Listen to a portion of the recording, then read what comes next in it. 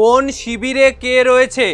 একটাই রাজনৈতিক দল, তার আবার দুটো শিবির।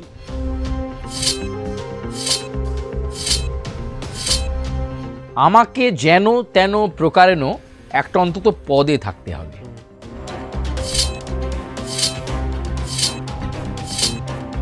এই যে তৃণমূল কংগ্রেসটা, নিউ তৃণমূল কংগ্রেস বা তৃণমূল ব্লক যাই বলো না কেন, এইটা বিজেপিরই তৈরি করে দেওয়া।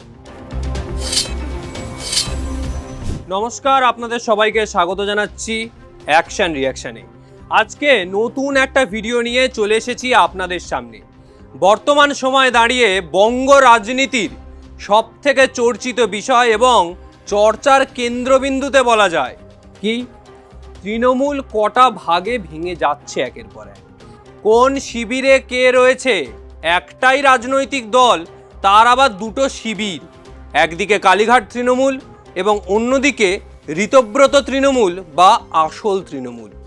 যে আসল তৃণমূলের ইতিমধ্যেই কোর কমিটির বৈঠক শেষ এবং কে কোন দায়িত্বে আগামী সময়ে কাজ করবে, আগামী সময় কে কোন দায়িত্ব নিয়ে এগিয়ে চলবে, সেগুলোও বন্টন হয়ে গেছে। এরপর আগামী নির্বাচন কোন তৃণমূল থেকে প্রার্থী যায়, আপনারা যখন ভোট দেবেন লোগো হয়তো এক থাকবে, কোনটা কোন তৃণমূল হয়তো বুঝতে পারবেন না। এই পরিস্থিতিতে বর্তমানের তৃণমূল কংগ্রেস, গোটা বিষয় নিয়ে আজকে আলোচনা করব। আমাদের সঙ্গে রয়েছেন আমাদের সিনিয়র জার্নালিস্ট সুচারু মিত্র। সুচারুদা, একদিকে তৃণমূল ভেঙে দুটো ভাগে বিভক্ত, তবে আসল তৃণমূল বা ঋতব্রতপন্থী তৃণমূলে যারা গেলেন, দেখা গেল 4 তারিখের পর থেকে তাদের সুর অন্যদিকে বদলাতে শুরু করেছিল। তারাই তো গেলেন এবং তারাই আজকে পথ পেয়েছেন। গোটা সামগ্রিক বিষয় নিয়ে কি বিশ্লেষণ থাকবে? চমৎকার খেলা চলছে, চমৎকার খেলা। আমি এই ঋতব্রত তৃণমূলটাকে বলবো বিজেপির বি টিম। হ্যাঁ, অনেকেই কিন্তু সেটাই বলছেন। দেখো, দলনেত্রী মমতা বন্দ্যোপাধ্যায় যাদেরকে পদ দিলেন, যাদেরকে গুরুত্বপূর্ণ জায়গায় রেখে তৃণমূল কংগ্রেস এগোচ্ছিল, একটা নির্বাচনী ফলাফল সবটা একেবারে বদলে দিল। অবশ্যই নেতৃত্বের দোষ আছে, অভিষেক বন্দ্যোপাধ্যায় নিয়ে দলের মধ্যে ক্ষোভ আছে, সেটাও দলনেত্রী মমতা বন্দ্যোপাধ্যায়ের অনেক আগে বোঝা দরকার ছিল। কিন্তু এটাও দেখবার ছিল মমতা বন্দ্যোপাধ্যায়ের, কারণ যে সময়টা তৃণমূল কংগ্রেস পরাজিত হলো, হতেই পারে নির্বাচনে জয় পরাজয় হতেই পারে, ঠিক সেই সময়ই কামব্যাক করে পরদিন থেকেই যদি মাঠে নেমে পড়তো তৃণমূল কংগ্রেস, তাহলে এই অসুবিধাটার সম্মুখীন হতে হতো না, তাহলে এই ডিম থেরাপির সম্মুখীন হতে হতো না। পরদিন থেকেই যদি তারা লাগাতার পড়ে যেত, রাস্তার মধ্যে তারা লড়াই আন্দোলনে থাকতো, তাহলে অসুবিধা হতো না, ইস্যুর অভাব হতো না কিন্তু তৃণমূল কংগ্রেসে। এর মধ্যে দেখো বারুইপুর কাণ্ড হয়েছে, তার আগে আরও অনেকগুলো ছোট ছোট ঘটনা ঘটলো, ফলে এইগুলোকে সামনে রেখে ইস্যুভিত্তিক আন্দোলন তৃণমূল কংগ্রেস ধরতে পারল না। ক্ষমতার অলিন্দে থেকে এমন একটা অভ্যেস বা এমন একটা জায়গা তৃণমূল কংগ্রেসের তৈরি হয়ে গিয়েছিল, একটা সময় খোদ দলনেত্রী মমতা বন্দ্যোপাধ্যায় এবং অভিষেক বন্দ্যোপাধ্যায় ভাবতে শুরু করেছিলেন যে তারা লাইফ টাইম থাকবে। দেখো, রাজনীতিতে লাইফ টাইম বলে কিছু নেই, রাজনীতি একটা বহমান স্রোত। আজকে যে আছে কালকে ক্ষমতা থেকে নাও থাকতে পারে। কংগ্রেস ছিল, চলে গেছে, বামেরা ছিল 34 বছর রাজত্ব করেছে, চলে গেছে, তৃণমূল কংগ্রেস 15 বছর রাজত্বের পরে বিদায় নিতে হলো। মমতা বন্দ্যোপাধ্যায় এবং অভিষেক বন্দ্যোপাধ্যায়ের ধারণা ছিল যে তারা এবারে নির্বাচনেও ড্যাং ড্যাং করে জিতবেন, কিন্তু সমস্ত সেফোলজিস্টদের যে পরিকল্পনা, সেফোলজিস্টদের যে ইঙ্গিত, সমস্ত কিছুকে একেবারে উলট পালট দিয়ে ভারতীয় জনতা পার্টির উত্থান শুধু নয়, 208 আসনে জয়লাভ। তারপর থেকে আমরা তৃণমূলটা ভাঙতে দেখছিলাম, কিন্তু এখন এই মুহূর্তে ঋতব্রত তৃণমূলের পাল্লা ভারী হয়ে গেছে। ক্রমশ নিঃসঙ্গ হচ্ছেন মমতা বন্দ্যোপাধ্যায়, ক্রমশ। দেখো, সেই তালিকায় নবতম সংযোজন অনুব্রত মণ্ডল, সেই তালিকায় নবতম সংযোজন কোহিনূর, সেই তালিকায় নবতম সংযোজন সুদীপ রাহা, সম্ভবত বোধহয় ঋতব্রত তৃণমূল কংগ্রেসে তাকেই সভাপতি করা হয়েছে তৃণমূল ছাত্র পরিষদের, টিএমসিপির ছাত্র পরিষদের সভাপতি কোহিনূর হয়েছে। ফলে এই যে কোহিনূর বা সুদীপ, এরা তৃণমূল কংগ্রেসের ইয়াং ব্রিগেড ছিল। যখন দলটা ক্ষমতায় ছিল তখন এরা অভিষেক বন্দ্যোপাধ্যায় যা বলতো তাই করতো। তাহলে তখন যদি অভিষেক বন্দ্যোপাধ্যায়ের বিরুদ্ধে বিক্ষোভই থাকতো, তাহলে অভিষেক বন্দ্যোপাধ্যায়ের এগেইনস্টে তারা বলতে পারতো, সেই বলার জায়গাটা ছিল। এখন তুমি তর্কের খাতিরে বলবে যে না, যে সেই সময় যখন তৃণমূল সাংগঠনিকভাবে শক্তিশালী ছিল বা সরকারি ছিল, সেই সময় অভিষেক বন্দ্যোপাধ্যায়ের বিরুদ্ধে কোনো কথা বললে দল থেকে তাকে বের করে দেওয়ার সম্ভাবনা ছিল বা কোণ ঠাসা করার ব্যাপার ছিল, যেটা হয়তো রাজন্যা বা যেটা হয়তো অনেকের ক্ষেত্রেই হয়েছে। কিন্তু এইবার যে তৃণমূলের বি টিম তৈরি হলো এবং ঋতব্রত বন্দ্যোপাধ্যায় ঠিক যে জায়গা থেকে ধরলেন, ওই বলে না সিপিএম বা বামেদেরকে খুব হালকা হিসাবে নিতে নেই, সূচ হয়ে ঢুকে একেবারে ফাল হয়ে বেরোলো ঋতব্রত বন্দ্যোপাধ্যায়। কেউ কি ভেবেছিল, মমতা বন্দ্যোপাধ্যায় অভিষেক বন্দ্যোপাধ্যায় ভাবেননি যে ঋতব্রত বন্দ্যোপাধ্যায় ঘোল খাইয়ে দেবে? এখন কার্যত মমতা বন্দ্যোপাধ্যায় তথা কালীঘাট তৃণমূল কংগ্রেসের অস্তিত্ব সংকটে, এত বেশি পাল্লা ভারী। জয়ী তৃণমূল কংগ্রেসের বিধায়করা প্রথমে সংখ্যাটা ছিল 58-59, এখন কোথায় চলে গেছে? প্রতিদিন হিসেব বাড়ছে, প্রতিদিন ঋতব্রত তৃণমূল কংগ্রেসের তালিকা আপডেট হচ্ছে এবং ইতিমধ্যেই রাজ্য কমিটি প্রকাশ হয়ে গেছে। সেই রাজ্য কমিটিতে কারা কারা জায়গা পেয়েছে দেখো। ফিরহাদ হাকিম মমতা বন্দ্যোপাধ্যায়ের ঘনিষ্ঠ ছিলেন কি ছিলেন না? চন্দ্রিমা ভট্টাচার্য যেদিন পরাজিত হলো তৃণমূল কংগ্রেস, মমতা বন্দ্যোপাধ্যায় রিয়াকশন দিয়ে বলেছিলেন কোনো অসুবিধা নেই, আমি আর চন্দ্রিমা আবার লড়াই করব, আমরা আবার আদালতে যাব, আমরা গণতন্ত্র প্রতিষ্ঠার জন্য লড়াই করব। সেই চন্দ্রিমা ভট্টাচার্য থাকলেন।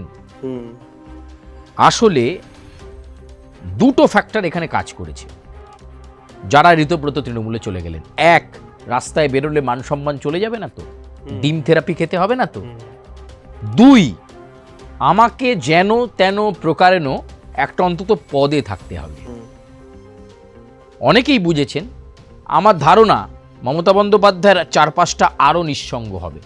শেষমেশ দেখতে হবে যে মদন মিত্র পড়ে রয়েছে, কল্যাণ বন্দ্যোপাধ্যায় পড়ে রয়েছে, কুণাল ঘোষ পড়ে রয়েছে, আর কয়েকজন কতিপয় পড়ে রয়েছে, শোভনদেব চট্টোপাধ্যায় পড়ে রয়েছে, আর এই মুহূর্তে নাম আমার মনে পড়ছে না যারা মানে পড়ে আছে। আমি জানি না তৃণাঙ্কুরের কি হবে, কারণ তৃণাঙ্কুল ছিল কালীঘাট তৃণমূল কংগ্রেসের পক্ষ থেকে তৃণমূল ছাত্র পরিষদের সভাপতি। আমি জানি না তৃণাঙ্কুরের কি হবে, কিন্তু ঋতব্রত তৃণমূল ক্রমশ শক্তিবৃদ্ধি হচ্ছে, ক্রমশ ঋতব্রত তৃণমূল আরও মানে একেবারে ফেঁপে ফুলে উঠছে। এবার নওশাদ সিদ্দিকী বিধানসভা নির্বাচনের ফলাফল বেরোনোর পর একটা কথা তিনি বলেছিলেন যে বিজেপি তার মনের মতো বিরোধী দলনেতা এবং বিজেপি তার মনের মতো বিরোধী রাজনৈতিক দলকে বেছে নিয়েছে। মানে এই যে তৃণমূল কংগ্রেসটা, নিউ তৃণমূল কংগ্রেস বা তৃণমূল ব্লক যাই বলো না কেন, এইটা বিজেপিরই তৈরি করে দেয়। বিজেপি ঠিক করে দিয়েছে যে কাকে নেওয়া যাবে কাকে নেওয়া যাবে না, কিভাবে তৈরি হবে, এর নেতা কে হবে। অনেকে বলছেন ঋতব্রত বন্দ্যোপাধ্যায় এই যে বিরোধী দলনেতা হয়েছেন এর পেছনে বড় প্ল্যান কাজ করেছে। তার মানে দলে মধ্যে থাকা অবস্থাতেই ঋতব্রতকে যখন উলবেরিয়ার জন্য টিকিট দিচ্ছে তৃণমূল কংগ্রেস, ঠিক তখনই তার মানে সে অন্তর্দলীয় কার্যকলাপ করে যাচ্ছিল। ঋতব্রত একটা লেভেল মেনটেন করে যাচ্ছিল এবং অন্যান্য শক্তির সঙ্গে, যে যদি তৃণমূল কংগ্রেস ক্ষমতা থেকে চলে যায় আমি আমার জায়গা ঠিক রাখবো।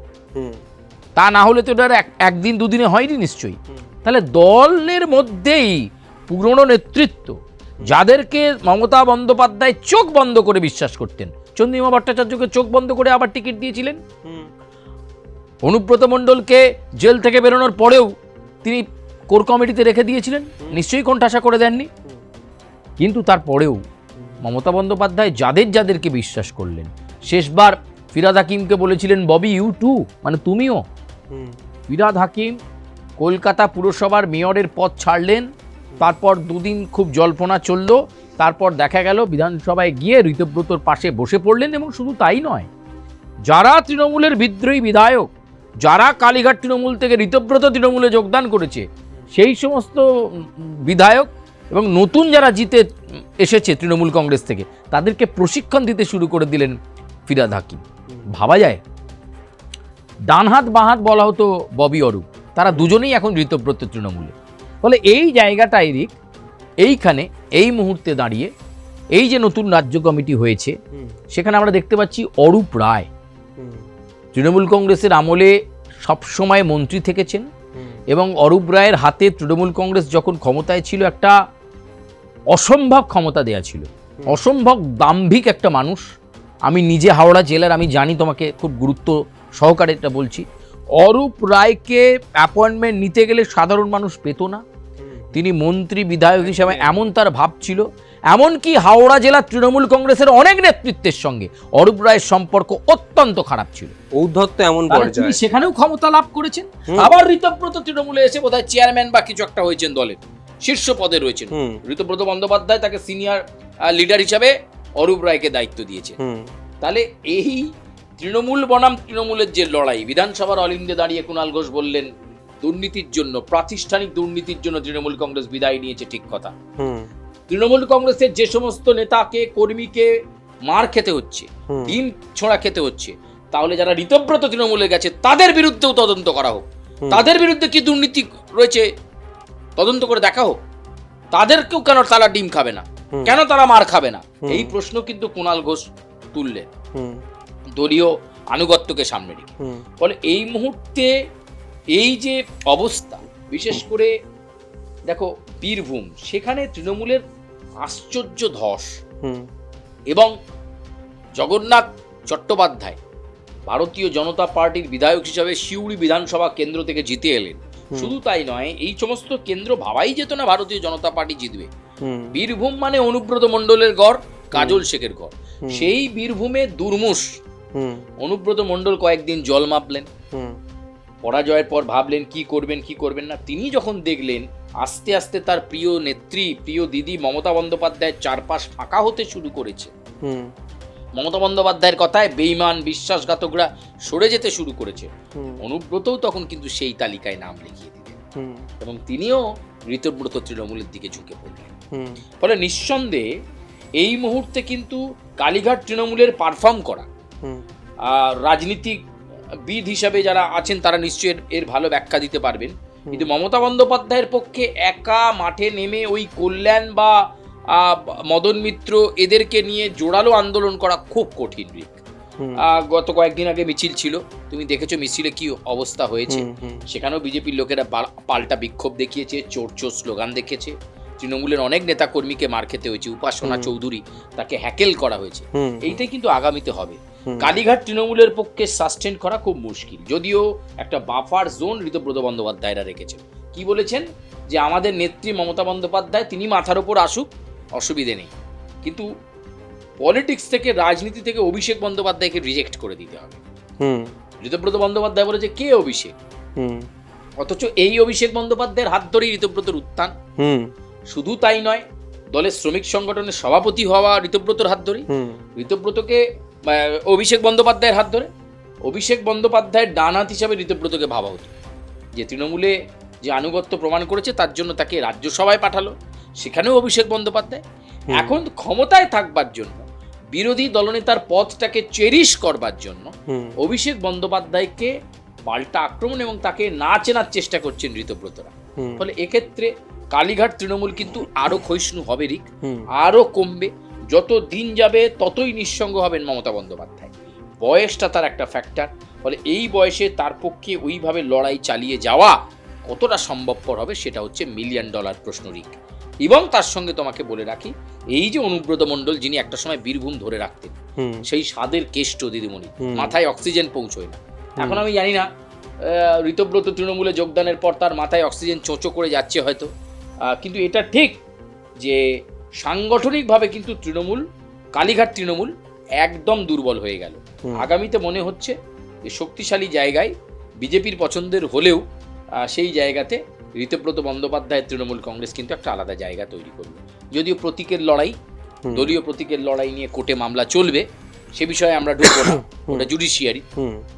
কিন্তু এই মুহূর্তে তুমি যদি দেখো রিক, তাহলে কিন্তু